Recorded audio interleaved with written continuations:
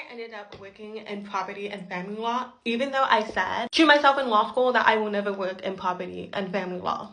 By the way, if you're new here, my name is Lauren and I am a lawyer from Melbourne, and I went from failing 8 classes in law school, 3 high distinctions in my last semester, and now I'm an admitted lawyer. I break it into 2, so let's start with property law. One of the reasons why I thought that I would never work in property law is because I almost failed property law.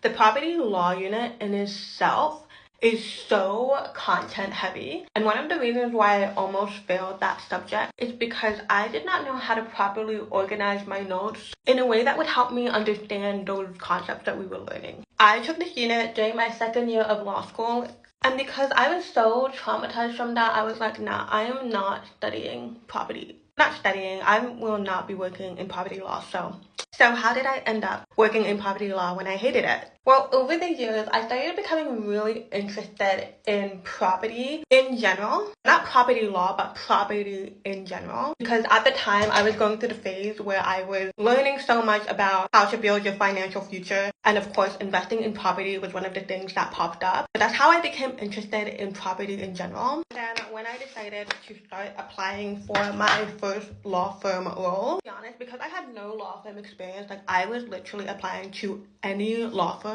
But the ones that I would apply for the most are property law firms because I was interested in property in general. Not property law, property in general. Yeah, I ended up getting my first law firm job as a paralegal at a property law firm, specifically conveyancing. And then from there, that's how I discovered how much I actually liked it. And flash forward to me graduating law school, because I really did like my experience working as a paralegal at a property law firm. Property law, working in property law was like one of my first interests when it came to finding what area of law that I wanted to practice in once I got admitted.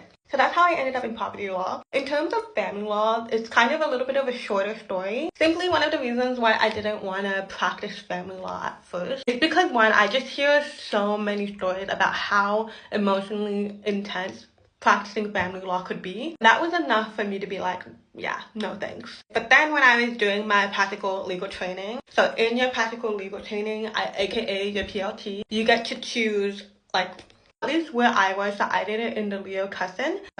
Leo Cusson allowed you to choose 2 electives for your PLT, and I ended up choosing family law as one of them. And once I did that elective, that's how I discovered for myself that I really, really like family law. So family law became another one of my interests. So yeah, that story isn't really as interesting.